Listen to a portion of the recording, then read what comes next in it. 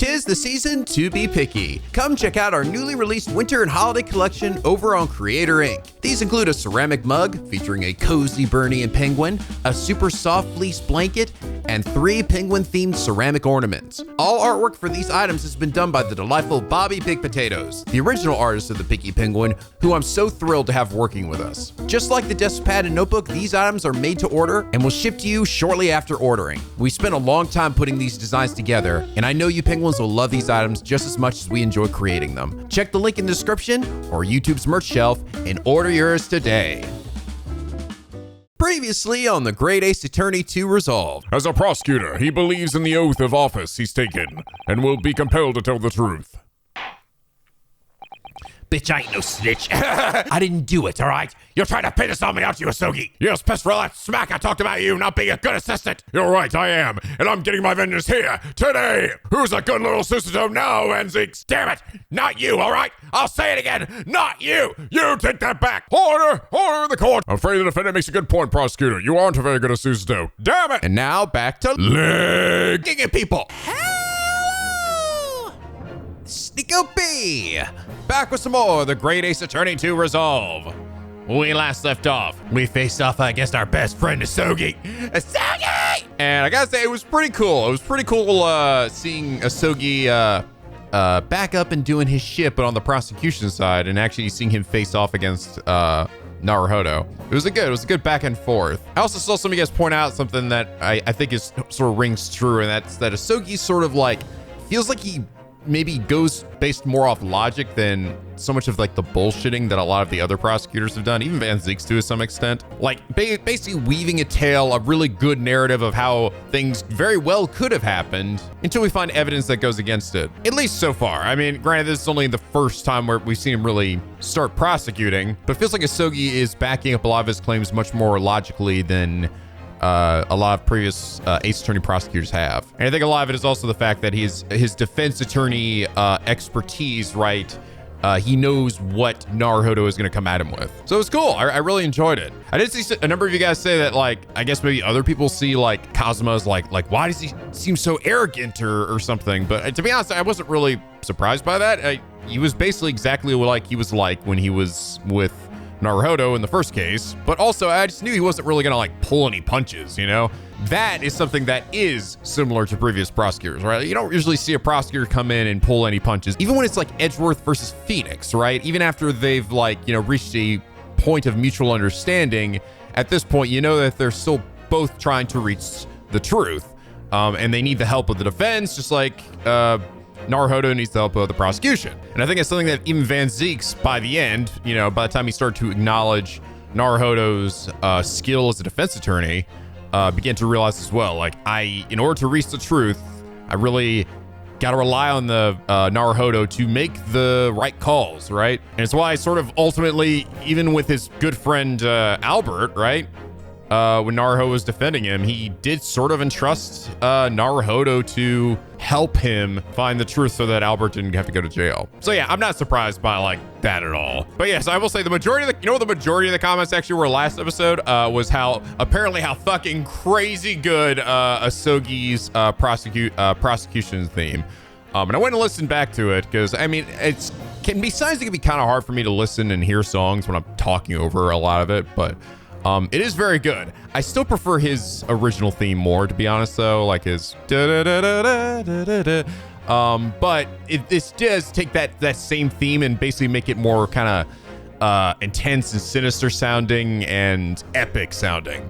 But I still like his other one better, to be honest. I will say, I feel like I am in the minority here. Like, I feel like all the ones that people are like freaking out about, like there's certain like turnabout themes too that people have been like, damn, these are fucking crazy. I fucking love this song. And I'm like, it's good. It's all right. I like it too. But it's like, those aren't my favorite themes in the game. Like my favorite themes are still like Holmes's theme. It's still Asougi's original like dramatic theme. Even Iris's theme, I really like hers a lot, even though we haven't really heard it a whole lot in this game. But so bubbly sounding. So it's so clever. But I feel like I'm kind of the outlier. I don't know. I think the turnabout themes have always been like I think they're great and stuff, but they don't tend to be my favorite songs in these games. I don't know why that is exactly. I guess just my taste in music. Like even, you know, as much as I think the da da da da da da da da da da, you know, it's great. Still probably would say that's not even like my favorite themes from like the original trilogy. Yes, I like really weird songs. But anyway, last episode, Elena Safira said Gregson was his mistress. Plot twist. What if Gregson is not Daily Vigil, but he's actually Evie Vigil all along, faking his death and going undercover as a graceful woman? Damn. Wow. Damn, Gregson, you looking mighty fine there, sir. Gregson dresses up real nice. Goddamn right. This corset's real tight, though. Can barely swallow me fish and chips. It's squeezing me so tight. Somehow he managed to tuck in, like, his beard beneath a giant caked layer of makeup. And then when the time comes, he'll be like, now behold. Takes a whole fucking tan full of makeup remover. It's just like, yeah, beer comes flying out. I was alive all along. How'd you all go, didn't I? This is you, Tina. You big crybaby, you. You suck, Inspector Gregson! It was all for the greater good. Yeah. Also, I like feel pretty sometimes, so I don't you judge me. But Elena, thank you so much for what I'm sure is going to be the biggest plot twist of this game. And it's for that reason you are comment of the day. Oh, by the way, another thing I did see some of you point out, and I have to agree, it's something I noticed too. My Judge voice and my Asougi voice are pretty similar. You know, I did the Asougi voice first. And then the judge came with the judge voice later, but Asougi was also fucking dead. But yeah, my Asougi voice is this, and my English Archie is this. They got a similar tone. Like it's basically, I would say the judge is probably the Asougi voice with maybe a slight bit more accent and a little bit more oldness. But they definitely get kind of similar. I'll try my best to try to distinguish them a little bit better, because I was definitely, when I went back to listen to the last episode, I was like, yeah, this just sounded really similar. I don't want to go in and change Cosmo's voice though at this point in the game, honestly, because I know it's probably dumb, but I like to be relatively consistent. And if I make a change, I'd like to do it pretty early on in a character's, like maybe after the first episode when I'm like, okay, that voice didn't fit. Well, let's get this one. And then, you know, we found the one that fits and go from there. But at this point, I mean, I know Kasugi's been dead for a giant chunk, but I've really been using this same voice for him since, you know, the start. And I kind of don't want to change it at this point. So I'll just do my best to try to make it more distinct. I think probably the biggest thing is getting the judge to sound a bit more old sometimes, and just keeping Asougi as he is. So, but okay, so we figured out that Gregson is likely working on a case that involves the Redheaded League, and thinking, well, maybe that's what caused him to die. Maybe the Redheaded League murdered him, but probably not. Don't think it's going to be quite that simple. One thing I did note too, or one thing that was noted by Naruhodo that we still haven't got an answer for, was what is the mark on that one gangly guy's neck, right? The guy with the giant lip. We never got an answer for that, so I imagine that's going to be coming back and playing into something at some point. But all right, next part of the trial. So this is part one. I guess part one of the, yeah, I guess this is technically part 1B. November 2nd, 12:33 p.m., the Old Bailey Defendant's Antechamber. Oh, there you are, Otto. What kept you, my dear fellow? Hello, Mr. Holmes. Gina. You sure about what you said there? The boss, you know, actually died the day before. It's pretty hard to swallow. Yes, I was shocked by the revelation too, Gina. As was I, possibly more shocked than both of you. Except not really, because I already predicted this 3 days ago. Before Gregson was even dead. It's not a competition, Mr. Holmes. But I was more shocked than all of you put together. Yeah, it is a competition. This is the autopsy report in question, is it? Yes, it's strange that there's no time of death noted. I suppose there's a simple explanation. This coroner's evil. Where is she? This, Maria Corey. They put the name there. I mean, she must be evil again. We're gonna use that freaking plot point until we're fucking red in the face. Gotta beat that dead horse. Or perhaps it was a deliberate omission. Oh dear, if it was deliberate, it puts me in mind of the last case we worked on. And Dr. Side. I know, right? I know. See, this is what I fucking love about this game, dude. This is what I fucking love. It's so... I feel like this is such a minor thing, probably, I don't know, maybe I'm the only one who even is thinking about shit like this, is that the characters ask the questions that we're fucking asking, right? Like, they don't just act ignorant for the sake of plot points and stuff. Like, and it's surprisingly rarer than you think. Seriously, go back and watch any of my Ace Attorney playthroughs of some of the previous games.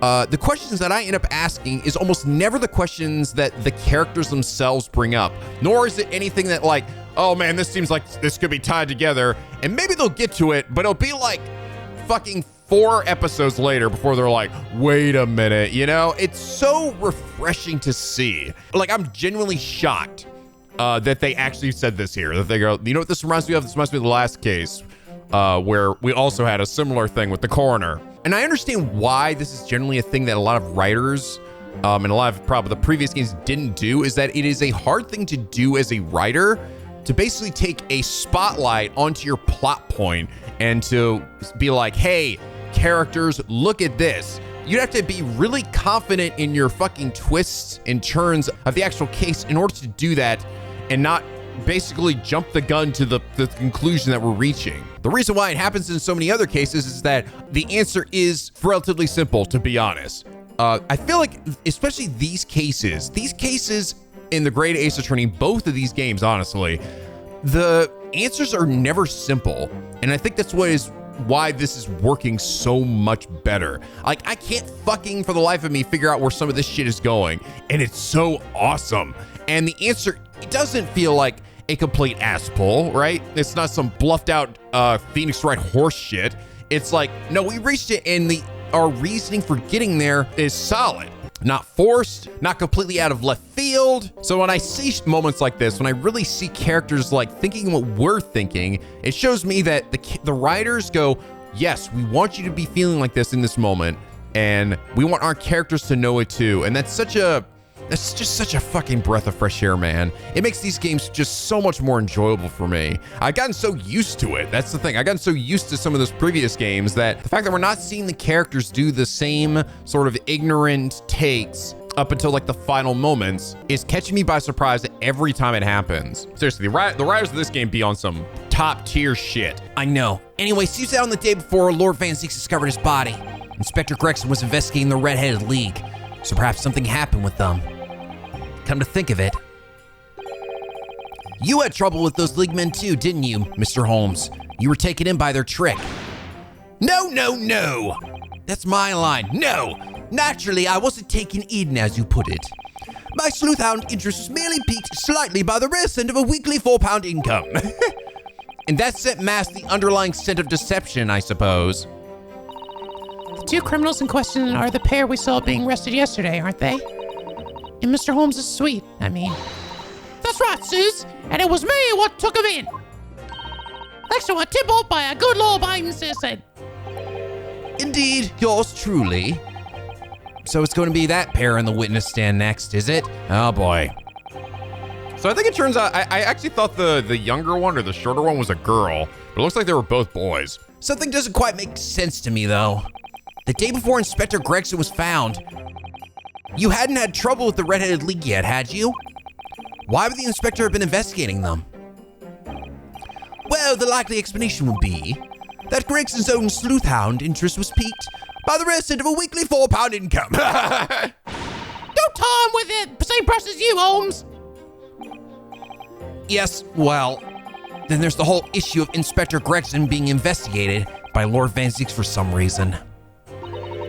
The Reaper, the Red-Headed League, Inspector Gregson, Lord Van Zieks, and Cosma. It feels as though he knew we'd arrive at this point somehow. Gosh, I think you're right. What's he really trying to achieve here today? He wants the truth! The truth!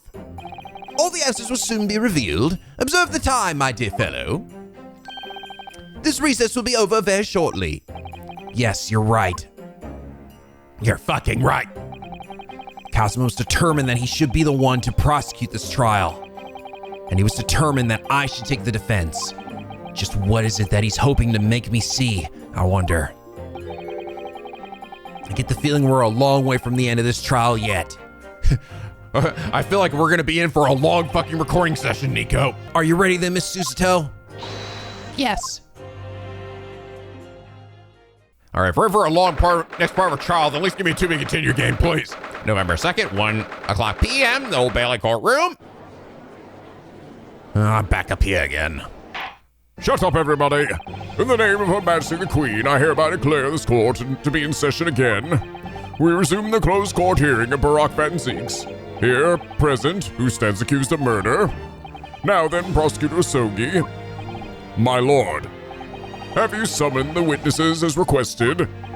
Yes, the 2 members of the Red-Headed League who planned and carried out the deception. They arrived not long ago from the local prison by police carriage. Very good. Bailiff. Yes, gee, it's me, British Commander, back again. Yes. We haven't run this fucking spiel into the crowd, have we? Usher the 2 men into the courtroom. Alrighty then, okie dokie I do. Oh my god, look at him with his little spaghetti. So, let me check. Wait. Oh, they're not here yet. Damn, look how badass Cosmo looks in this picture here. Fuck. He's got a face of incredible seriousness. And look how jacked this guy's face looks. Yeah, you can see that. You still see actually the mark on his neck in this photo too. Sandwich. These 2 men are currently being held by the police on suspicion of attempted extortion. You may admit your occupations, but state your names now for the court. I'm Fabian DeRusso. So, okay, this is French, right? I think this is what we were saying before. I'm Fabian DeRusso. A descendant of the great DeRusso family from Nice and France. And my, god damn it, why is it when I like trying to go up and my name is Ellen. You know, it's funny, like what ends up happening when I'm trying to do like something new, a new voice, my brain, like, okay, so I'm trying to give this guy like, all right, let's give him maybe a slightly higher version of the voice I just did. And give him a little bit of an accent. But then my brain immediately goes, oh, Mario. I'm gonna give him the Mario sort of Italian accent. But that doesn't work here. It's not Italian, it's French. Of course, my French accent's already pretty shit. So sometimes what ends up happening is I'll be reading a voice and I'll be like over time, I accidentally switch back to like all reliable of whatever voice is sort of close to that one. So it's gonna be really hard to get my brain to not do that. And my name is Pipina de Rossi. Ugh. I am the 3rd son of the great familia de Rossi. Wait, why is the other one? Wait, you why don't you have the phonetics of Z? The other guy has Z. Is this guy? Oh my gosh, this guy actually Italian after all. Wait, from Napoli? Wait a minute. I mean, look, I'm not great about European locales. Oh my god, it actually is. Oh my god. It actually is. So technically he is an Italian. Okay, well that makes my life a little bit easier. So yeah, these guys are not related to each other. De Russo, De Rossi. So okay, I guess I am the 3rd son of the great familia de Rossi, the landowners from Napoli. That actually makes my life a little bit easier. Only one French guy to deal with here. The 2 men first became acquainted at a boarding school from European nobility. Yeah. Oh, I love that they did some phonetics for these. Seriously, that you wouldn't believe how much easier just to like, especially when it's an accent you don't have a full grasp on. How much easier it makes my life. Damn, look at that endless thing of spaghetti. Those who graduate from Temsika are the future leaders of Europe. But do you have any idea how boring it is to be born this noble blood? Allures. I make it my mission to get the better of the world by employing the little gray cells of my brain. That is all I am trying to do, yeah? Also, I've got a very wide variety of different nationalities in this game, which is pretty nice. So that's the only reason for this whole grand deception you've been carrying out? Oui, you could say that. Not bad, eh? Yeah, yes, grand ideas, but the petty plans. This strange combination is of the charm and the hilarious brothers. Si, capo? Listen to me, Pipino. I have 2 things to say to you. Si? Are you about to tell me one of your grande anecdotes? A viva! Firstly, I want you to stop calling me this capo. And secondly, we are not the hilarious brothers. This is serious business. Chibello, there it is, the capo's tropica, the furrow brow. It is deep, capo. The furrow and the meaning of your words. Oh, God. Oh, I can tell this is gonna get zany. The court has been led to believe that under the banner of the Red-Headed League, you have conspired to swindle money from unsuspecting members of the public. Is this true? Hui. Say ka, say pa, say sa? Say sa? I think say sa. I'm gonna go with that. Say sa. And what exactly was the nature of this deception by which you planned to defraud? Hello. I will explain it. No, Capo. Leave it to me. To me. As you see, we both have the vivid red hair, no? At school, we were teased for this without pity. The Capo here, was many times behind the schoolhouse crying like at the cherry fountain. It's just dogs when there's a woman with specters in their heads. Every night he would bury his head in his pillow and weep for the injustice.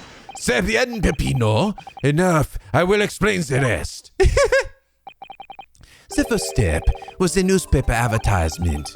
About 1 week before the plan was put into operation, we listed the same notice in every paper in London. Yes, we saw that notice. It was this one, I believe, entitled To the Red-Headed League. I see. Oui, c'est ça. I am honored that you have seen it. It states that the only condition for joining the league is having flame-colored hair, and that if you satisfy the interview panel and are admitted into the league, you could receive a weekly income of £4. On the date specified, red-headed hopefuls gathered in droves at a park specified in the advertisement. And from each person present, this pair took an application fee of 5 shillings. And this then money to France. It was a plan most elegant, no? No, it was most dishonorable. But to be frank, I'm stunned anyone was foolish enough to be taken in by such an obvious trick.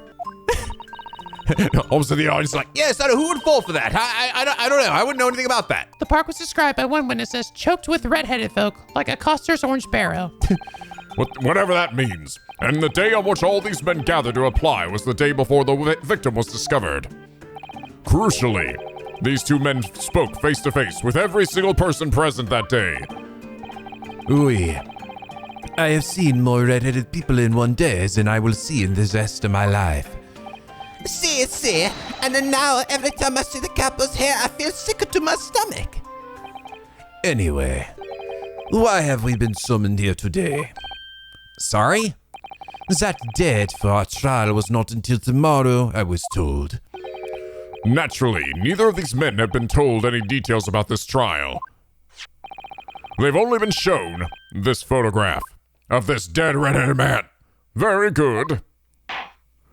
So, Mr. de Rousseau and Mr. de Rosie, you will now give your formal testimony for the court on the subject of the gentleman pictured in this photograph. They're like, they go, I don't know. Of course, we are always ready to help with the law. Press X to doubt. All right. What kind of horseshit you got for us? The man in the photograph. We had more than 1,000 red-headed people assembled in the park on Lime Street that day. But I don't recall the man in this photograph. Capo? No, I don't remember him. Obviously, he is dead now. But I assure you, he was not in the park. Allora, this victim has nothing to do with us. You have a lot to answer for, Peppino. It is your fault that we got caught in the first place. My prof to press him on what that entailed. You've given sworn testimony that this man in the photograph was not present. Can you be certain? Oui. I am quite certain. We did not interview this man. Nobody looking like us. This came into the park. This I can promise. It must be noted that you have been arrested for a grand deception, however. And you all will be executed very soon. Oui. Accordingly, this court has little confidence in your assurances. Uffa, what is this attitude? We get to nowhere, He's really sulking now. Mamma mia! Somebody attacked my spaghetti! This confidential document was obtained directly from Scotland Yard. It records an entry from the inspector's private diary dated the day before the incident. It reads, Lime Street, Red-Headed League, undercover. I have the answer. Maybe there was another similar event in the park on the day in question, That is ridiculous. There's no question that Inspector Gregson was investigating the Red-Headed League, which means it's quite possible that's when he was killed. Very well. The defense may proceed with the cross-examination now. Yes, my lord. All right, I'm just gonna go ahead and hop right to the end because I just want to hear how did they get caught? What was the deal with that? Blah blah blah blah blah blah blah blah blah blah blah blah blah blah. All right, you have a lot to answer for, Peppino. It's your fault that we got caught in the first place. What do you mean by that? Cavola, you promised to say, Capo? After we had taken all the money that day, we should have left the country. That was my plan. I left the purchasing of the tickets for the ferry to Dunkirk to my companion here. But I bought them for the wrong day. Oops. See, but this is a mistake to make. The first is the 31st. Oh, I have no sympathy for you. We were an all day late for the boat because of your stupidity. And it's only because of this that this so-called red-headed detective caught us. Capo, well, you know what I think. This is the work of God. It's holy punishment, eh? Peppino, for the last time, this is not only punishment, this only your fault. Don't blame God for your old only mistakes. You are making me sick with anger. Maybe I make a mistake, but when it is time to enter the pasta, no one is a faster. I've seen the evidence. You just slurp that never-ending shit up just like Gregson and his fish and chips. Oh God! I never get to see that ever again now. Except in flashbacks. Okay. Well, I didn't actually get anything from that. I don't remember him, and obviously he's dead now, but I'm sure he was not in the park. But according to what you said, you spoke with 1,000 or more people that day. Oui, that's true. My eyes were burning by the end of the day. Surely then you can't actually remember every single face. How are you so certain that this particular man wasn't present? Normally, the redhead is very distinctive, yeah? But not when you have 1,000 redheads crowding around. It is just an eyesore. But if there was some other information you could give us, maybe then we would recall. That is not the line, Peppino. Remember, we do not remember him. We are sure of that fact, They show they're rehearsing this shit already. If there was a man with red hairpiece, but his mustache did not match the color, then I do not think I would have forgotten him. Cosmo said these two had only been shown that photograph, and they've been told nothing else at all. But if I fed them just one other detail about the victim, for example, his fish and chips, his profession, his name, fish and chips. I could certainly appreciate that just knowing the man had red hair wouldn't help you remember in this situation. But what if I told you the man was always munching on a packet of fish and chips? Do you remember a man who was eating incessantly? Not really. I was looking only at the hairs of the applicants. I wouldn't have noticed the fish and chips any more than the caviar and smoked salmon. Oh, that spaghetti! May I love spaghetti! The spaghetti! Really? I had no idea. Tell them again what you said before, Peppino. See, Capo, see, I say it again and again. Okay, I guess that wasn't right. But it was funny. All right, his profession? I can certainly appreciate that just knowing the man in red hair would... But what if I told you that the man in the red hair piece was actually a detective? The man's a photograph, a detective. Yes. It would appear he found your notice in the paper suspicious and decided to investigate incognito. Sorry, but it changes nothing. Oh, but he doesn't think so. Excuse me. Damn it! Something to add, Mr. De Rossi. See, I'm always adding something. Parmesan, olive oil, pepper. What I mean is, did you not agree with your friend's last remark by any chance? What did he have to say? But about the detective? Yes, that. Keep your mouth shut, Peppino. You have said enough already. But why, Capo? What is the problem? How old is he supposed to be anyway? That's what I actually want to check. So I was kind of curious. Oh, he's just a little dude. He's just a little dude. I couldn't tell if he was actually a child or not. Because he definitely, his mannerisms are pretty juvenile. In fact, Grammy was like sobbing when fucking Holmes was arresting him too.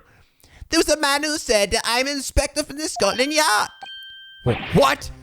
Good Lord!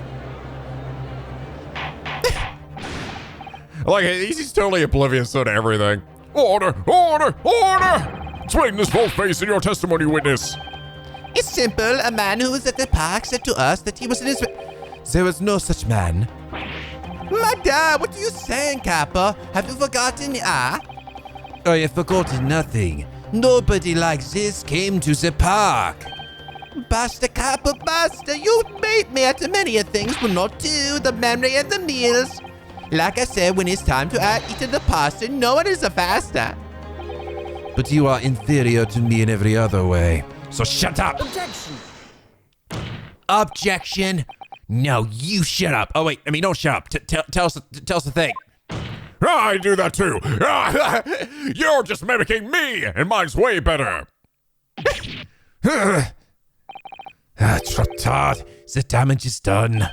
Indeed it is, sir. Oui, there was a man who came to the park, and he said he was an inspector from Scotland Yard. However, he looked nothing like the man in the photograph. He was someone else. How can you be so sure? Because, to start with, his face wasn't completely different. See, it's true, it's true. The man who came was a younger. His face was clean shaven, his eyes were sadder, his chin was thinner. It's gonna be in Dally, right? Yeah. That's kind of what his chin was thinner. Like, yeah, unlike Gregson has like literally no chin. His chin goes right into his neck. No resemblance whatsoever, then. Anyway, I was not going to be fooled. I took the obvious precaution and said to him, if you are really a detective, show us the proof. See, the Kappa here, it doesn't take a no-nonsense, yeah? But he was well prepared. He said he had identification. Identification? You mean official police inspector's identification? That is most unconvincing. Sorry, my lord? Counsel, no incognito inspector would offer his identification for inspection.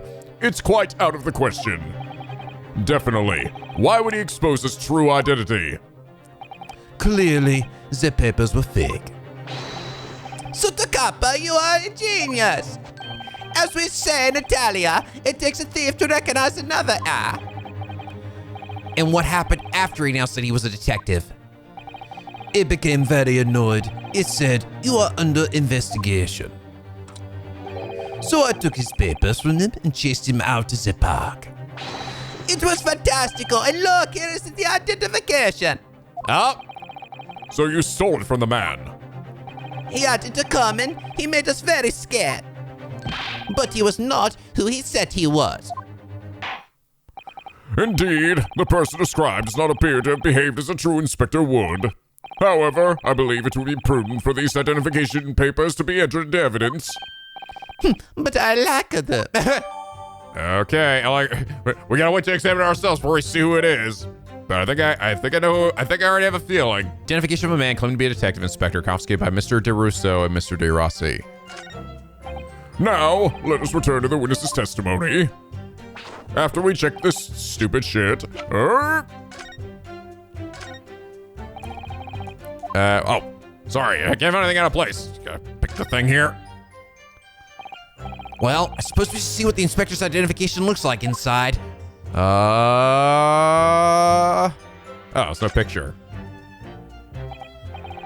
Yes, it definitely looks fake, doesn't it? Out of interest, what name is given? Probably just something plucked out of the air. It's Tobias Gregson. Wait, what? The Scotland Yard insignia. Looks genuine to me. But how?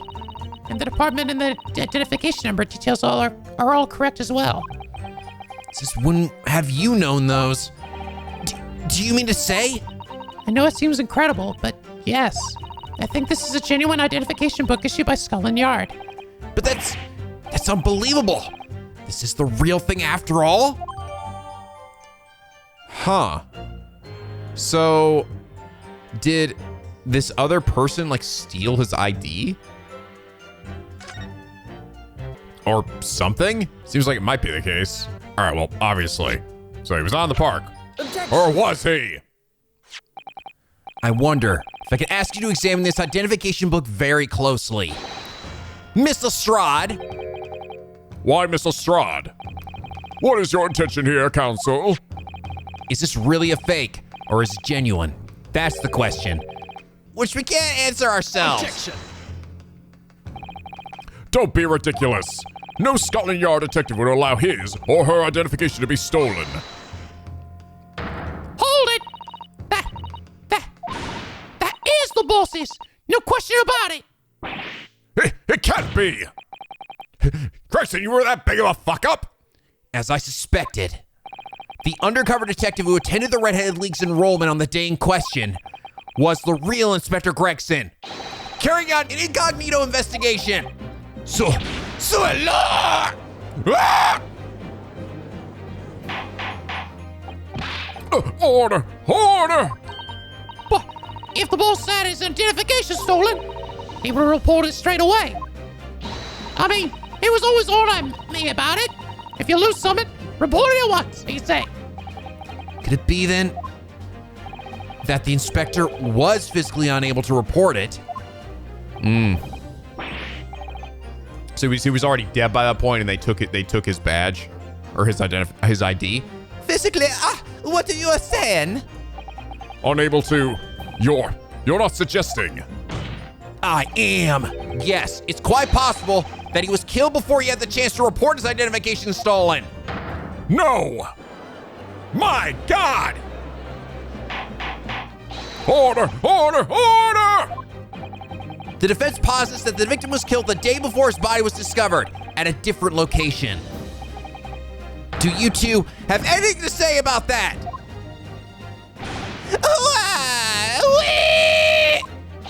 I know nothing. You know nothing. Pull yourself together, Peppino. Mon Dieu, you can behave a little more like a master criminal than that, no? I wish I'd return to Italia. Stop crying, Peppino, please. Otherwise, Louie! Stop your whining and start talking, you bitches! Hold here! Well, I believe the court will let me to hear the dialogue.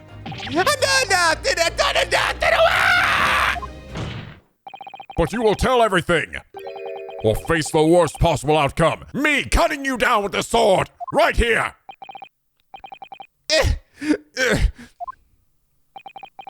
You will dry your eyes and testify again. Good God. Jeez.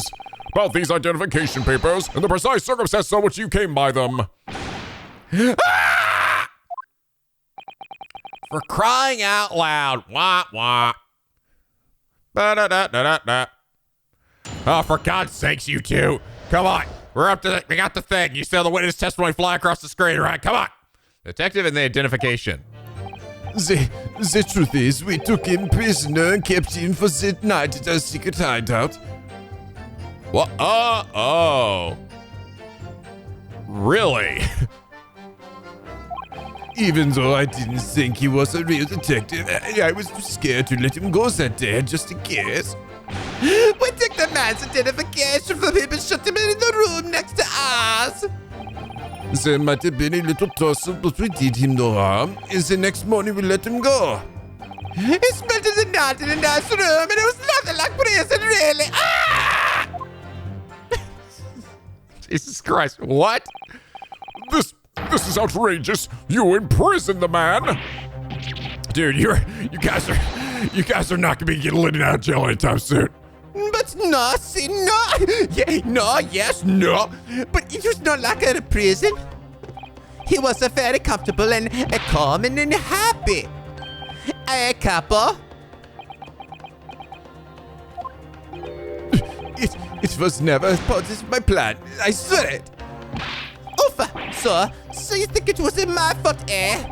But just because I got the date at the ferry wrong, by one little a day? I do not think it was your fault, Peppino. I know it. No, per favor, Capo. It's not fair. You shall have plenty of time for squabbling back at the prison, gentlemen. No, I don't believe this. How could he have been a real detective? Counsel for the defense, proceed with the cross-examination. So on the day before the incident, Gregson spent the night confined in this pair's hideout. But they said the guy in the picture wasn't the same guy. He was clean shaven and everything. It's like, what the fuck? All right. The truth is, we took him prisoner, kept him in the and for the night at our secret hideout. Do you realize what you're saying?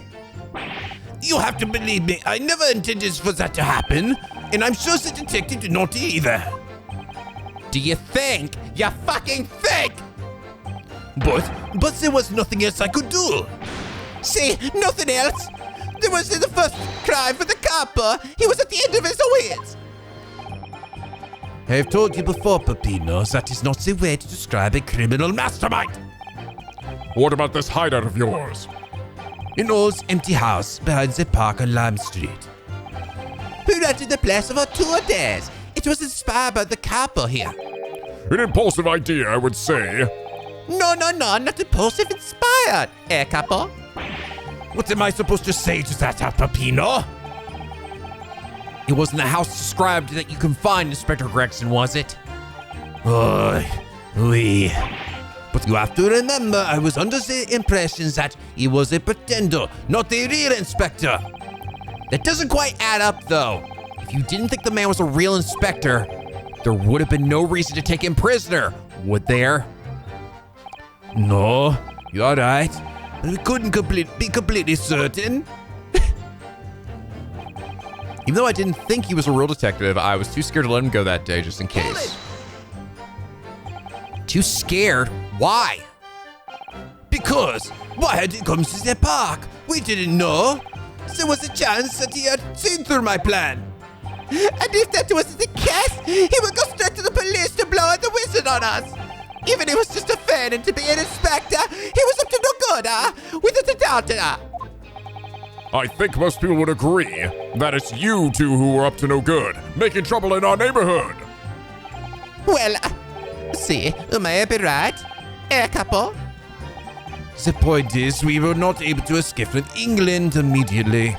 That is why we had no choice but to take the man prisoner. What I don't understand is why the inspector felt the need to show you his identification in the first place. See, I asked myself the same question. We were writing down the names and addresses of all the people who we took 5 shillings from that day. I have forgotten what name he had, but the address, it startled me. See, address, Scotland Yard, homicide division, he said. What? It probably didn't like your face, Peppino. Anyway, I was not rude. I just politely asked him why he had said it. And that's when he started to say he was an inspector. Not long afterwards, he took out his identification. What was Inspector Gregson playing at? Tell the court what happened next. You took him back to your hideout, you say. See, we did that. We took the man's identification from him and shut him in the room next to ours. That being this identification book here, correct? See, that is the one. What made you believe that it was a forgery? I never seen a real one, of course. But it was so suspicious, this man. And Lord, I was thinking, it must be false, couple. Oui, it is just as Peppino has said. We were convinced he was not genuine. And so together, the hilarious brothers, we took the man captive. All we did was shove him inside a locked room. Then we made preparations to transport all the money.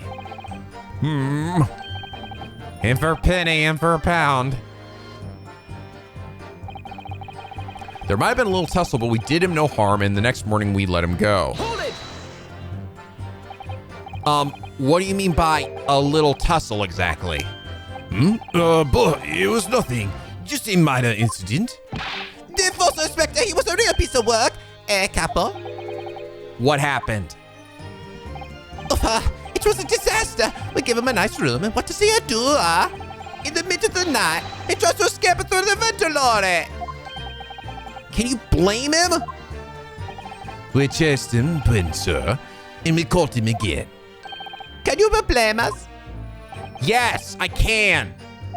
Wait, you didn't shoot the man in your haste, did you? So, who do you think we are? Of course not. I simply caught hold of him again and took him back to his room. Oh, God. Or did he? Excuse me. Oh, God, he's threw us spaghetti. Mr. De Rossi, is something wrong? Me? Something Mr. DeRosso just said seemed to make you, regurgitate. Well, it seemed to make you act even more strangely than usual. What was all that about? Cavolo, at times like that, you don't want to have the capo after you, believe me. And I'm speaking from personal experience.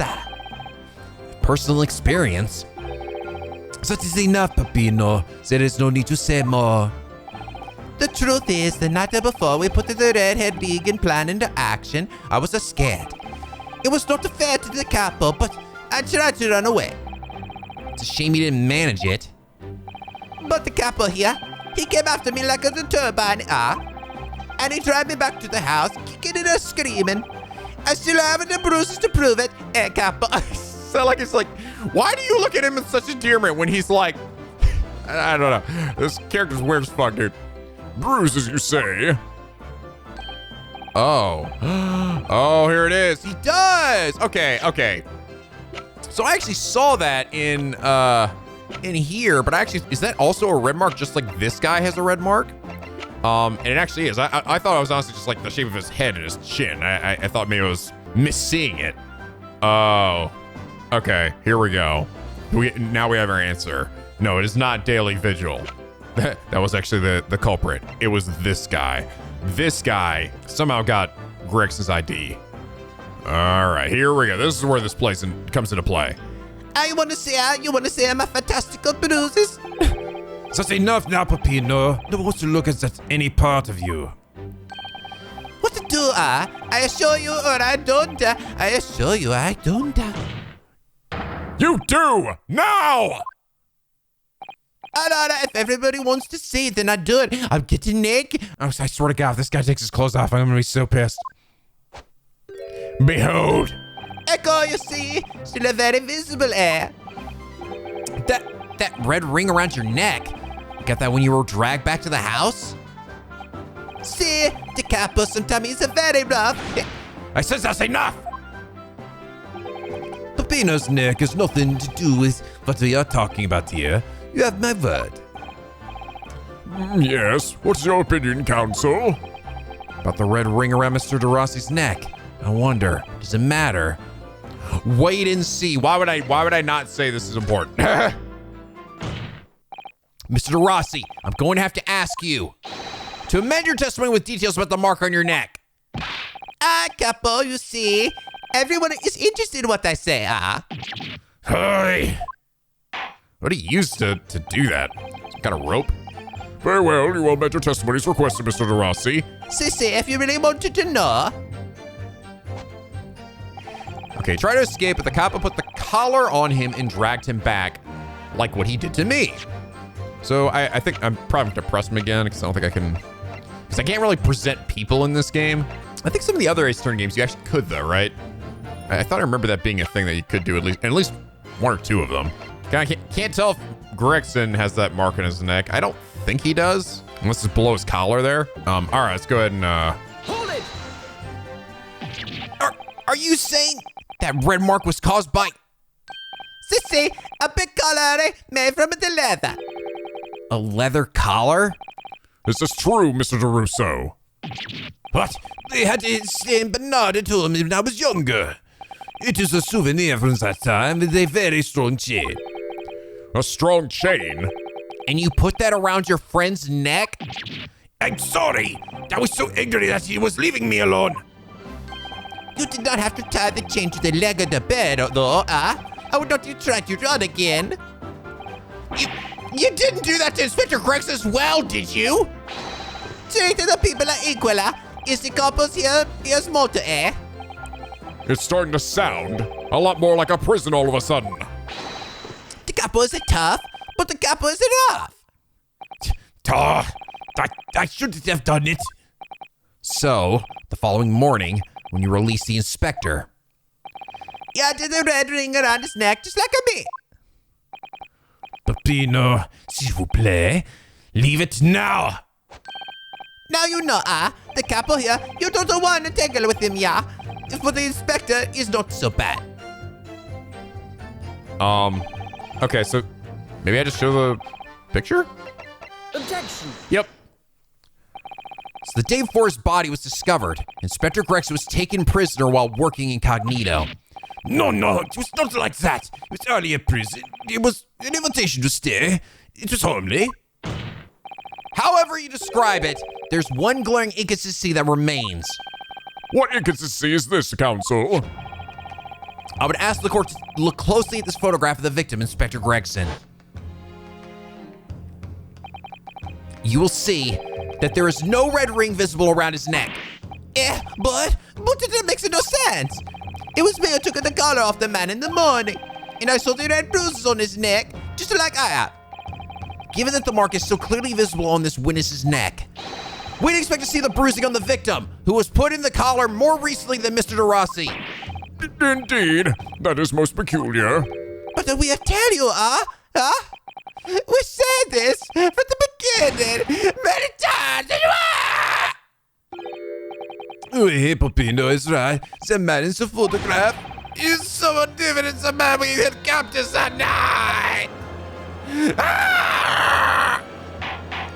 Stop crying in my goddamn courtroom! Order! Order! Order!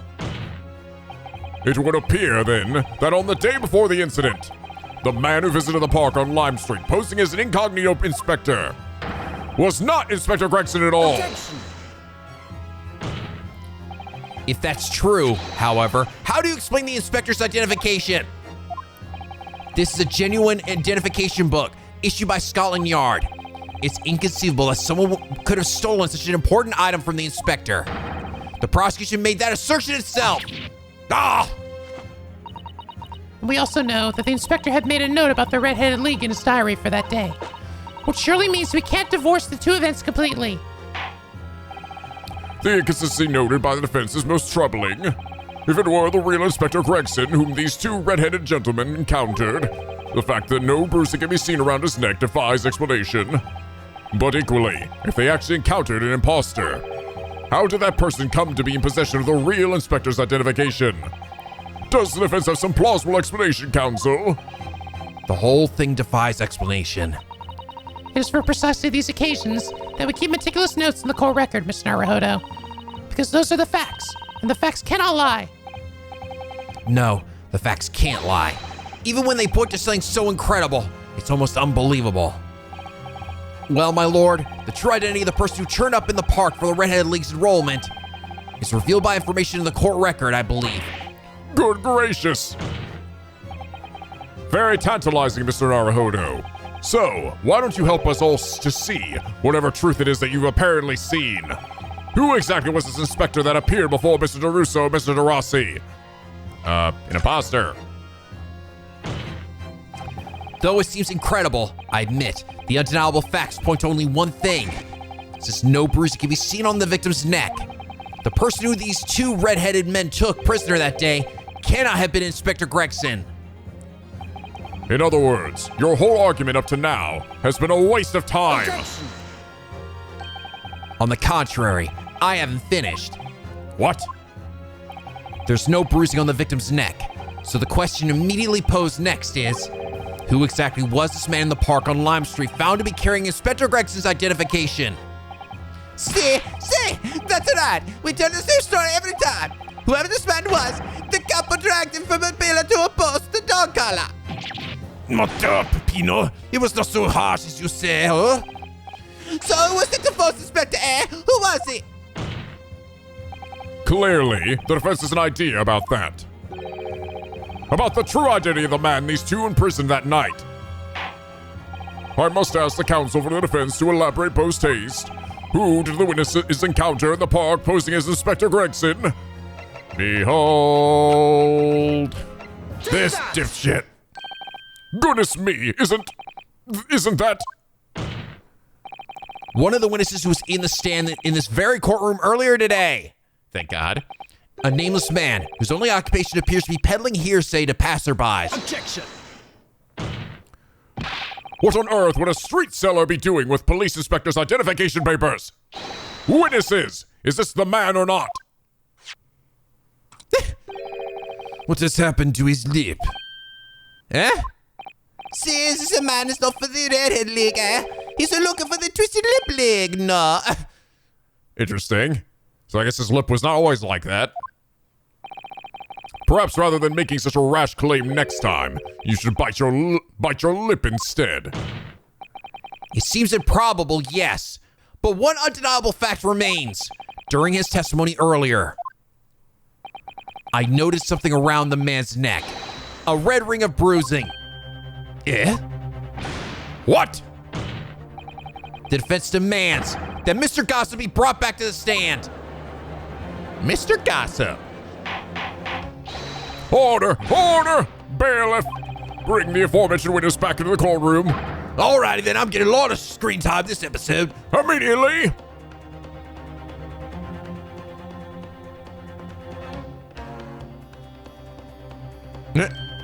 What is he doing? Well, I never. An undeniable ring of bruising indeed. Why are you two so excited to show that shit off anyway? And identical to that of the witness beside him.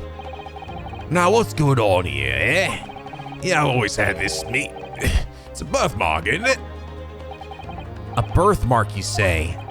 I assume the reason you've been recalled to the stand has been explained to you. Aye, someone about an inspector again. But I'm telling you, you got it all wrong as usual. You're denying all knowledge of it. Well, of course I am. Are you trying to kill me with all this nonsense, eh?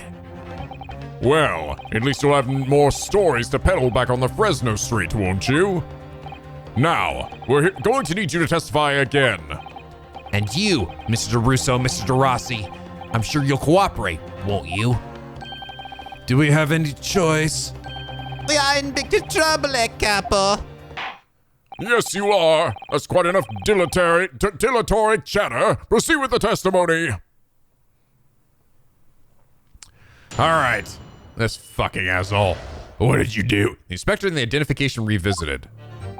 The man who claims to be the inspector that day was definitely not this man. It's right, see, you think we would have forgotten those grand lips, ah?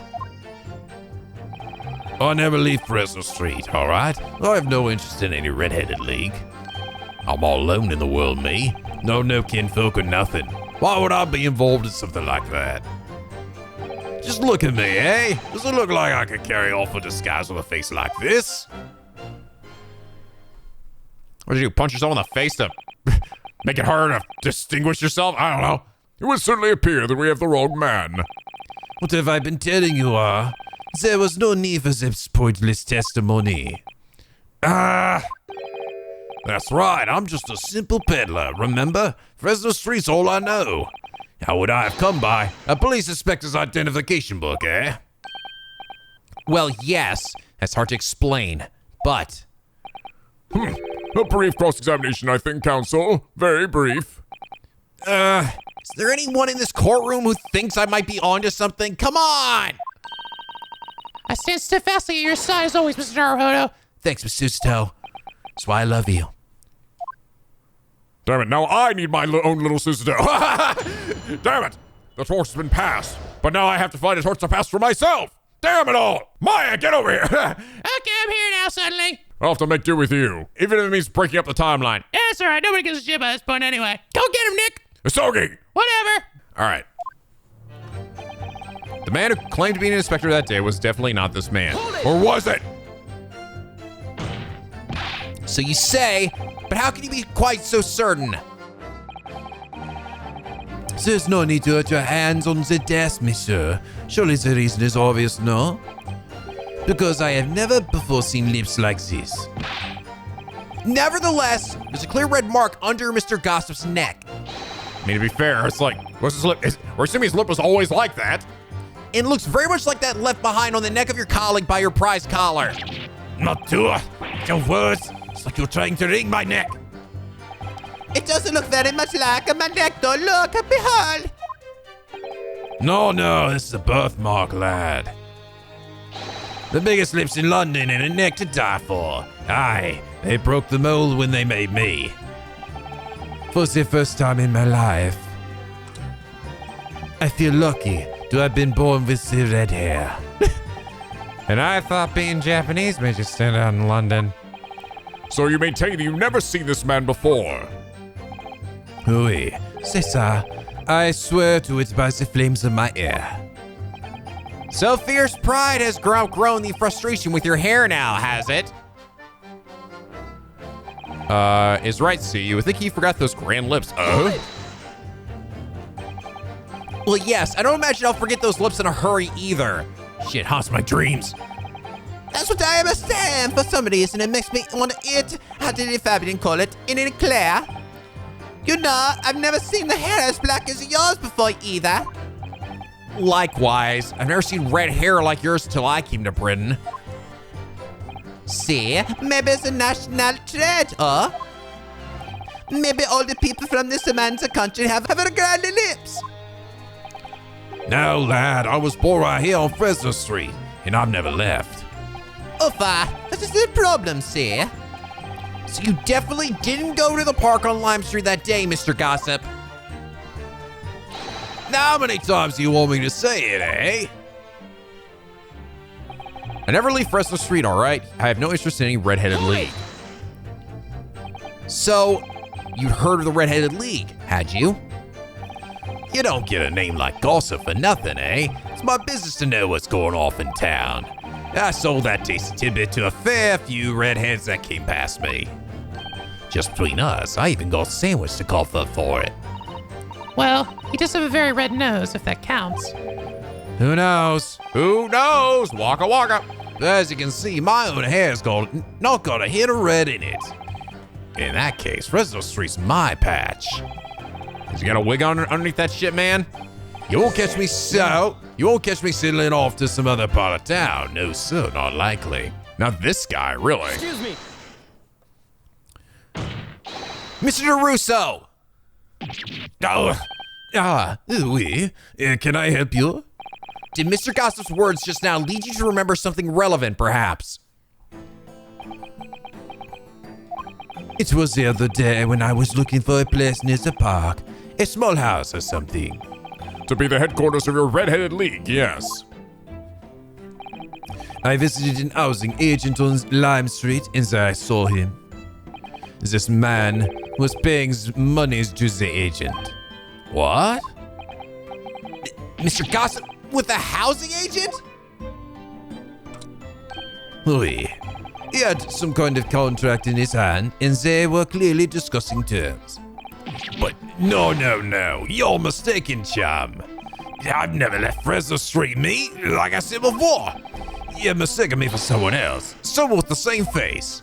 No, the copper is right. I remember that too. He was paying the man with the banknotes. With notes? Like I said, that wasn't me. I was curious why this man with the dirty clothes had so much money. So I looked at the name on the papers. And what name was written? Mr. Gossip. No, this is a man. He lies. He tells you that he has no name. But in fact, his name is Hugh Boone. It's better than Mr. Gossip, I think, see? Okay.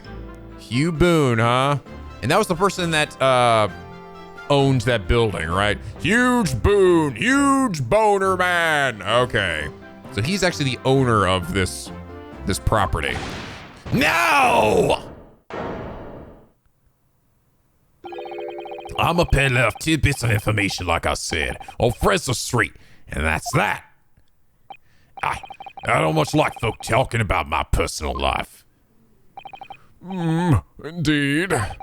It does seem to keep bend you out of shape, so to speak. It is not the intention of the court to invade the privacy of witnesses. Are you kidding me? This is absolutely what we're here for. Very well, I shall respect your wishes, sir. The aforementioned name shall be redacted from all court records of this trial, assuming no objections. No.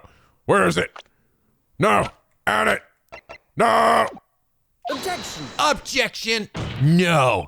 I'm sorry, my lord, but fuck you. No, fuck you, Naruhodo! No, fuck you both! Ah, fuck all of you. Fuck everybody here! Fuck you all to the fucking bank. Fuck. But the defense does object. Because the name just mentioned has a very deep significance to this case. Good gracious! Do you simply object, Prosecutor Asougi? As it happens, my lord, that particular name has already been mentioned during today's proceedings. Well, I never. In what capacity? I don't remember things very well. Hugh Boone, the name of the leaseholder of the room. Let me put this very simply. The victim's body was discovered in your rented room. I suggest, sir, that you start talking! Well, all right. Yeah, I suppose that might be the case, eh? Aye. So your real name is Hugh Boone. Well, just between us, I don't like to blow me own trumpet, but there's no finer peddler tidbits in town. So I happen to be able to afford a grubby little room in a fallen down backstreet townhouse. You do? And once every 6 months, I go and pay the rent to the agent on Lime Street. Aye, I remember now. There were 2 vulgar redheads in there last time. If either of us is a vulgar, it's not in me. Sick again, Peppino. Why didn't you bring this up before? It's like I told you already. I don't like talking about me personal life. I'm a tidbit peddler as far as everyone is concerned. No fuss. You will update your testimony to include this most surprising revelation, Mr. Boone. Oh, now my fucking message box has changed. If I must. So the leaseholder of Scotland Yard has been looking for since the body was discovered, has been here under our noses all along. I rent the room where that fellow was found. It's true. For what difference it makes. Is there anything I can go off with that, or I think I gotta press him? I don't know if I go with a board or what, but... So, you live in that room presumably, do you? No, I don't live there. What do you think? There's no bed, is there? Just a desk. Then, why would you want to rent it? Well, I don't think I should have to say, really. Then how about the notice board in there? There we go. Which was covered from top to bottom in confidential documents only the police should have had access to. Ah, no, that board's not mine. Inspector must have brought it along. It's only the other bits and bobs that belong to me. The desk, and the chair, and that. What about the fucking picture of Evie Visual? People don't generally carry enormous notice boards around with them. The real question is, why was Inspector Gregson killed there, in your room? Fuck if I know. Well, obviously, I've not the faintest idea. I mean, it's causing me no end of bother, to be honest. It seems to me that Mr.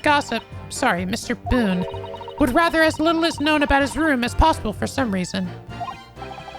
Yes, it does come across that way. And more importantly, knowing that the scene of the crime is actually his room completely changes things. In particular, there's one part of his testimony that's really bothering me now. That's how I'm going to finally undo this man. Okay. Oh my God, wait a minute. Oh my God. Holy shit. This is that guy. Oh my God. He actually has the same hair too. I could have pieced it together. No, this is him. This is Dali Visual. What the fuck, dude? It's funny. So I was doubly right in one that it was in fact Dali Visual who was the person that grabbed and pretending to be him. But then I was like, oh wait, no, I was wrong. Oh wait, no, I was right. Oh my god. Wow. Why would I be involved with something like that? Do I actually have I have the picture here. Objection. Yeah, there we go. There we go. Okay, so it was not Inspector Gregson that had that picture of her. Wow, what a cool twist. I bet people probably could have figured this out too. Like his hair is pretty similar to how it looks here. People definitely could have figured this out. Damn, what happened to his lip though, dude? Holy shit. He bit it real hard. Real fucking hard. If you have no kinsfolk, as you put it, then explain why it is that among the sparse furnishings, we found this photograph in the room. Ah. I presume, as you've been renting the room, that this photograph belongs to you, does it not? Oh, well. It's funny, so like he was going by another, Mr. Gossip and then Hugh Boone and then I guess his real name, Dally Vigil. Mr. Boone, drop the pretense and tell the court exactly who you really are. I don't know what you mean. I'm a peddler. I keep telling you so. You don't really need to bother with me. Please just leave it alone. As the man says, leave it alone. Whatever the truth is about this man's life, it has no bearing on this case. Because it's simply not possible that he impersonated Inspector Gregson. Wrong. How can you be so sure? Just look at the man. No amount of disguise can ever hide those unmissable features. But what if we were to look at this the other way around? Turn to think it around. Naruhodo's doing the Ace Attorney thing. Turn up, doodle, blah blah blah. Okay. What do you mean? Yes, counsel, what do you mean? Well, there's no denying that Mr. Boone's lip is very prominent indeed. But consider the possibility that his prominent lip is itself part of an elaborate disguise.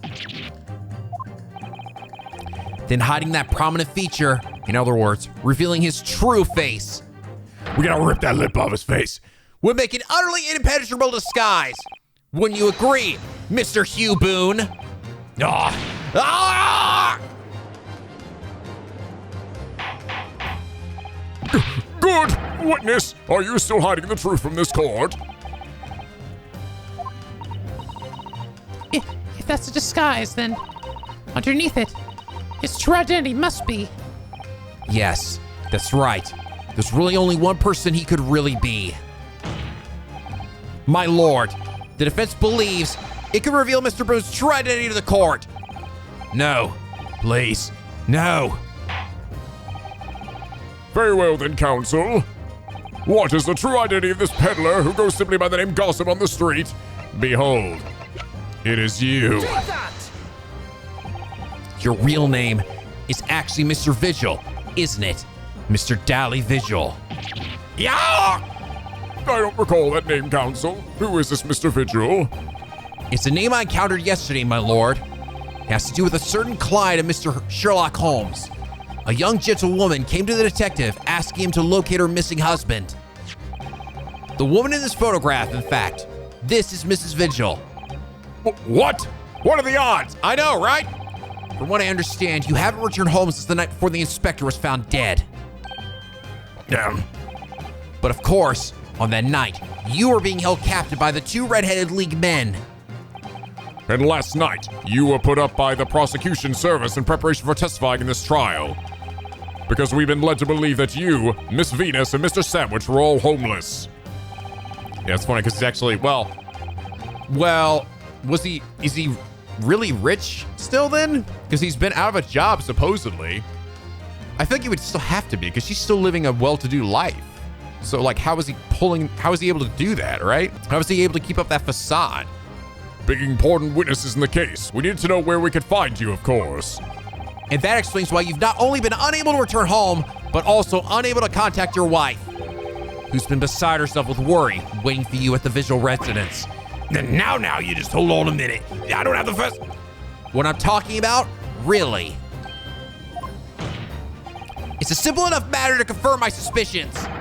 All we have to do is pull off that disguise. No, but please. Is it really just like fake lips or something? Bailiff, bring soap, a sponge, and a washbowl at once. And an ice pack. Mr. LaRusso and Mr. Rossi, you will restrain the witness. Oui, my lord. See, my lord. Got him. Ah! Scrub him down. No. Stop. Get off. Ah!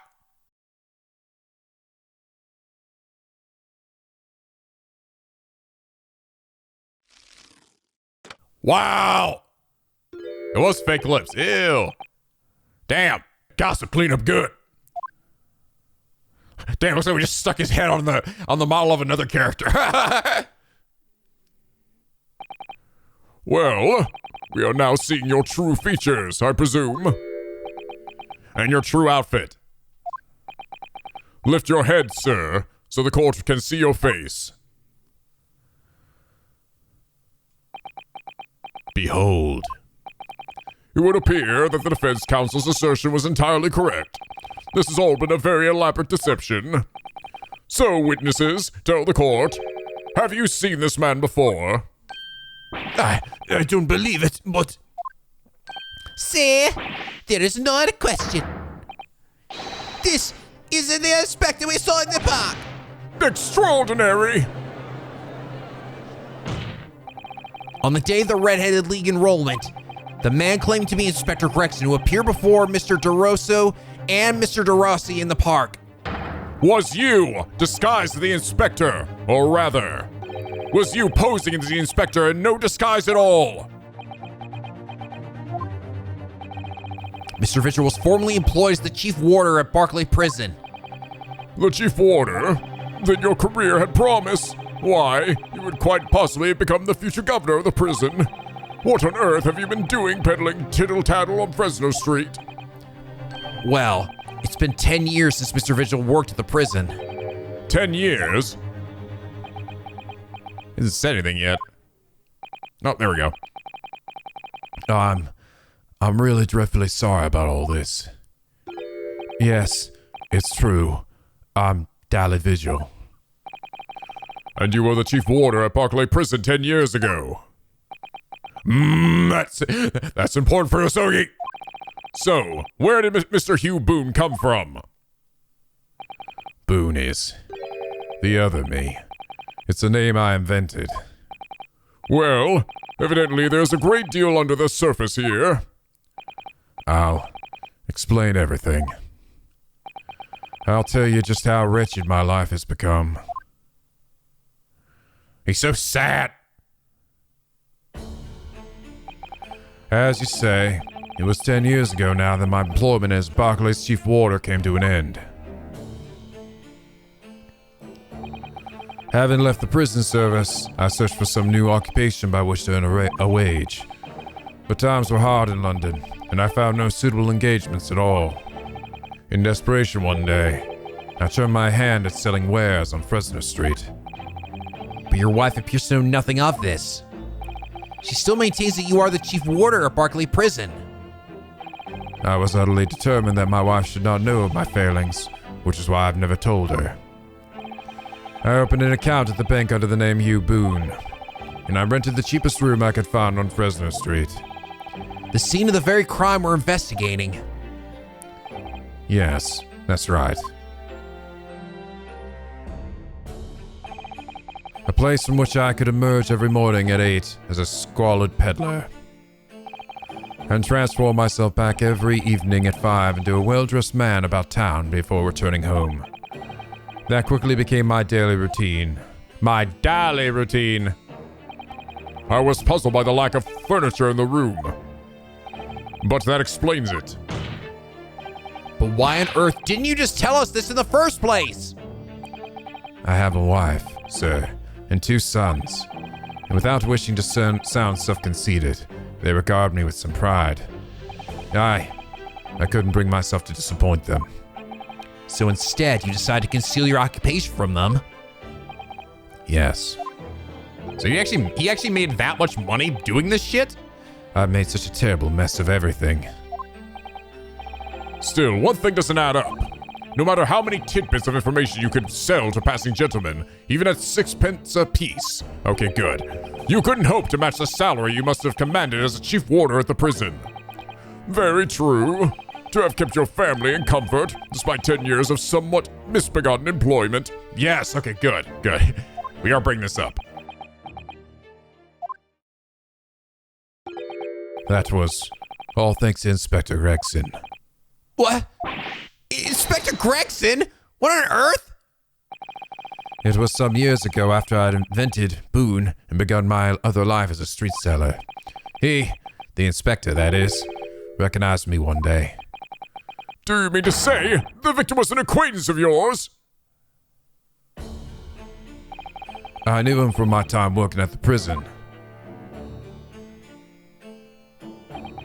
When he saw that what I'd become, he was deeply troubled for me and my family. But from that day forward, he visited me on Fresno Street with increasing regularity. Wow. Then one day, he asked me if I would carry out a secret assignment for him. A secret? What was it?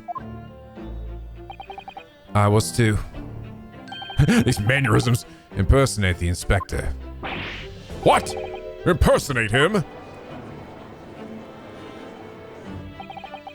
We always met in that little room so the inspector could brief me. Visit Orxie's tomorrow and take a statement from the proprietress. It was always something along those lines. Surveillance work, interviewing people. On those occasions, he would lend me his identification so people would believe who I was. My instructions were to make an impression, to let people know that Inspector Gregson had been at work. Oh, wow. What the fuck, dude? This is just crazy. And for those services, he compensated me financially. The Scotland Yard inspector willfully relinquished his identification into your care with intent to deceive.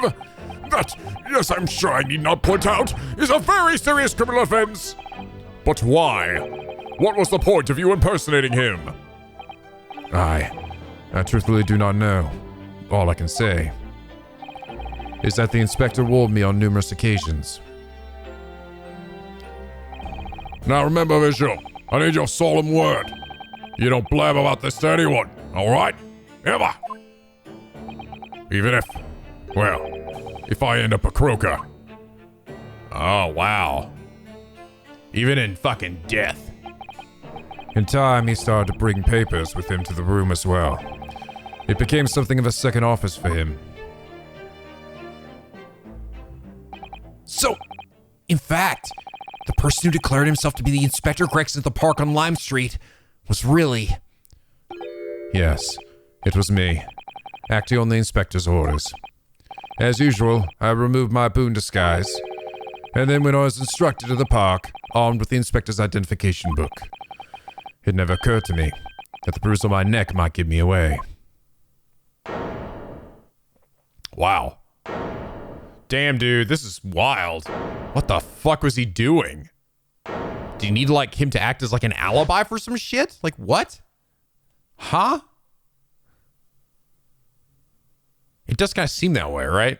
He wants him to go out there and make an impression, so people think that Inspector Gregson was here. Well, it would seem this confession completely destroys the defense's case. Explain yourself, Prosecutor Asougi. I've kind of lost track of all this shit. My learned friend's assertion was as follows. The victim was killed in another location on the day before his corpse was discovered, at the hands of these two red-headed league men when they imprisoned the inspector.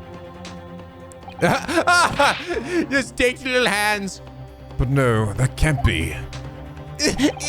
After all, it wasn't the inspector who went to the park that day. It was me. Oh, goodness.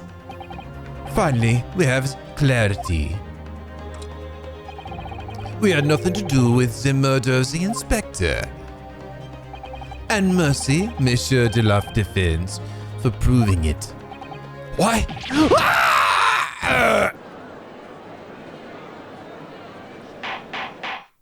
Order! Order! Order! Indeed, it would appear that we have reached a de facto conclusion of sorts. These witnesses had no involvement in the murder of the victim, as proven, somewhat ironically, by the defense. Ah, fuck me. I hereby call an end to the cross-examination. Get the hell out of here. Please. Who said that, Asougi? That was me. I think it's the first time I'd said that. Pardon me, my lord, but with your permission, I would like to pose one further question to the witness. Kazuma? What question, counsel? It concerns the events of 10 years ago. I believe you would have been present at the very significant execution that was carried out at the time. 10 years ago. The execution of the professor. Get you to Asougi. I want to know exactly what your involvement was. Oh, Answer me, man! One moment, counsel. Is this related to the current case? Naturally. It is the prosecution's belief that this case and the events of 10 years ago are inextricably linked. Does the defense concur, counsel? Kazuma, you're not yourself. You're not as calm and collected as usual. Poor Cosmo-sama. No wonder he's acting this way. Mr. Vigil's memories of what happened 10 years ago would tell the tale of Getsu Sugi's last moments. His own father. I know. I do understand that. But even so... Prosecutor Asougi, do you genuinely believe that this question requires an answer in order to learn the truth behind Inspector Gregson's death? I need you to trust me. Please. Very well. The defense has no objection. I see. In that case, you will answer the question, witness. the truth is, I remember very little of that time. You've forgotten? I'm sorry to say, yes. As I said, I resigned from my role at the prison 10 years ago. But for some peculiar reason, my memory of the events leading up to that moment is extremely hazy. Oh, it's really cool to see Asougi like super like invested, like fuck, like I'm unwilling to do anything to get to the truth. Because of his own stake in it. Does that not strike you as strange, Mr. Naruhodo? Sorry? Well, 10 years ago is a long time, but you've forgotten the reason why he left such an important job. Yes, you're right. And not only that, Mr. Vigil's claim contradicts what we already know. The human spirit is a fragile thing. It's broken all too easily, which is why we have a tendency to wrap it up for protection. Sorry? The human spirit? I'm afraid I don't understand what you mean. When we experience pain and suffering that we feel unable to bear, we block it out, obliterate it from our memories, seal it away. But it never truly leaves us. If the seal is broken, The black lock, the psycho lock. the memories resurface, and when they do, that fragile spirit may finally be crushed. But I really don't. Cosmo-sama. I'm going to kill you now! But if it must be crushed, then so be it, because the truth will not stay buried. It's coming out, one way or another. Right. Now I understand. It's clear what his intentions are. He means to expose the truth at any cost. Yup. It's kind of sick, actually. Perhaps if I point out the contradiction in what Mr. Vigil claimed earlier, it might cause some crucial memories to return to him. But should I? Should I present the evidence or not? Yes. I have no idea how this is going to go. But this is a court of law, and I have a duty to pursue the truth. Mr. Vigil, I'd like you to look at this. Evidence that clearly contradicts your version of events. All right. It was the dismissal notice. Yes. Take that! Just a few moments ago, you made the following statement. I resigned from my role at the prison 10 years ago. Well, yes. In other words, you claim to have left the post of chief warder of your own volition. Well, yes, of course. Why? Tell me, do you remember seeing this document before? No, I don't. This is a dismissal notice ordering the immediate termination of a prison staff member's employment. A dismissal notice? And the name on the notice is yours, Mr. Vigil. What? What? It's mine? So you didn't resign from the prison service at all? For some reason, you were dismissed as chief warder from Barclay. No, there's been some mistake. I'm sure. Yeah, I'm sure I tendered my resignation. This dismissal notice is nonsense. Is it? If you were forcibly dismissed, there must have been good reason. Clearly, you did something. Mr. Vigil, it's time to break the seal and have you remember.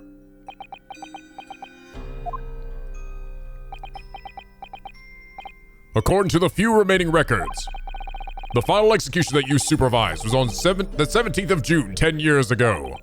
And on that day, something very serious took place at Barclay Prison. The 17th of June. What's that? The professor's execution. Professor? As you were the chief warder at the time, it stands to reason that you would have been present throughout the proceedings.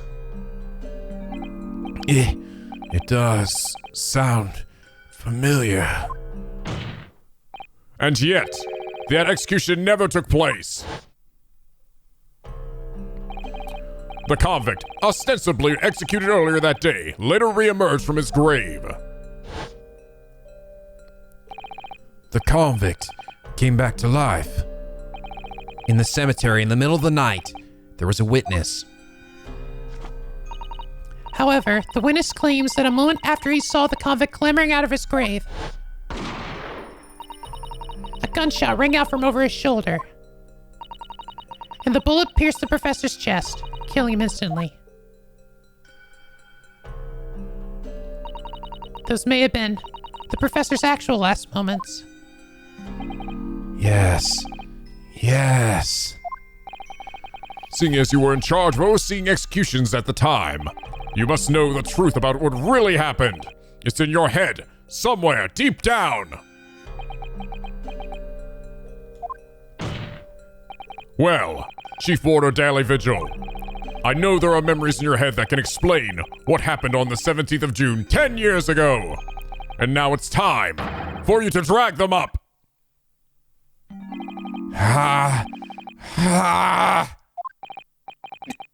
Mr. Vigil?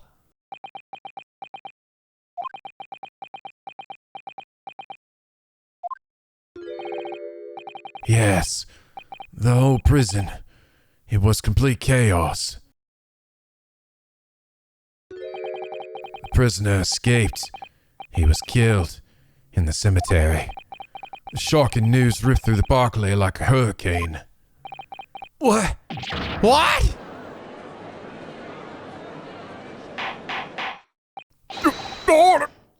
Order! Do you mean to say, Mr. Vigil, that your memories of the time have returned? My head, it's like some floodgates have been opened. The images, the screams. Oh, my goodness. The papers. There were reports, articles, about a man who'd seen a ghost. Yes, Enoch Drebber. But surely those reports were exaggerated. There were traces at the scene. Traces of what? In Lowgate Cemetery, at plot number 139. Blood. Lots of blood. That's where the man was buried, of course. Obviously, something terrible had happened there. The depths of conspiracy and depravity from which this tale is emerging are quite staggering. I've reviewed the police records from that time extensively. A thorough investigation was conducted by Scotland Yard to ascertain how the convict managed to escape in the first place. So he did. It wasn't even like Okay. So this whole process really was him escaping, and basically others actually allowing him to escape as well, right? So they buried him alive so that he may get out. So was it Dally Vigil and also Courtney Scythe who were like in on this? I have a distinct feeling that these individuals, the reason why they're doing this, right, is that they believed what Genshin Asougi was doing was just, right? Because he was basically doing what the Reaper did, right? Going around and killing the bad guys when justice didn't follow through.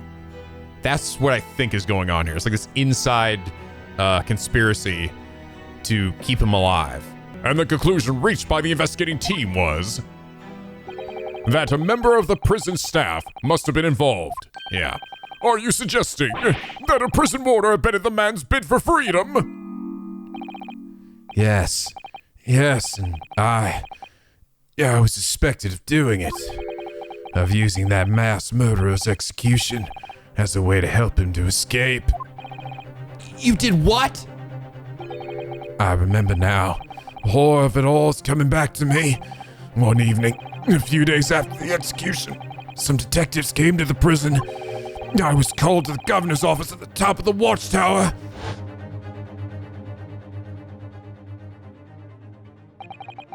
I'm sorry, Dally. This is a serious business, but I cannot help you now. As chief warder, he was responsible for overseeing the execution of 4A. Well, it seems the fellows at Scotland Yard want to have a wee words with you about it. You'd better pack your things, laddie. You're to attend in person. As soon as he told me that, my mind just went completely blank, and the next thing I knew,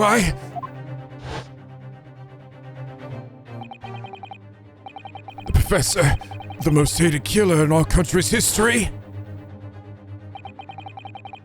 And I let him escape and finished my life. It's over!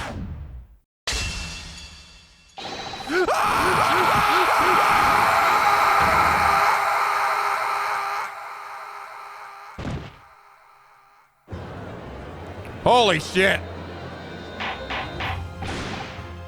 Order! Order! Bailiff, fetch a doctor at once! Wow. Court is adjourned for today with immediate effect. So, with Mr. Vigil's collapse, proceedings came to an abrupt end for the day. Once again overshadowed by the legacy of that notorious killer, appearing like a cursed ghost ship on a foggy ocean. Lord Van Zeeks, Mr. Vigil, Kazuma, and Gregson. All of them bound by invisible chains anchored to the same wreckage in the murky depths of the past. But the miraculous light that had been trying to cut through the gloom and shine on those tragic events was playing on the edges of the truth at last. Cool. Super cool. To be continued. Wow. Yeah. So seemingly he's I'm assuming he sort of acted like he got fired for that, but maybe it wasn't him, but I think it is him. He's like, he's returning to these memories like they're a foreign thing, like, but I think he's now remembering, oh, I got fired for that reason. They thought it was me, but why did they think it was me? Because it actually was me. Holy shit, man. This game is something else, dude. Fuck. This game's so fucking good. It's so good. Like, they do such a good job with revealing bits and pieces of the story. Man, fuck. That was a fucking great section. I loved that. But anyway, guys, I think this is a good place to end things here for now. If you all enjoyed this episode as much as I did, please leave a like and a favorite. It really does help me out. And subscribe if you're not already. Become Picky Penguin on board the SLP, where the days are always sunny and the vids are always funny. And as always, guys, till next time, stay classy.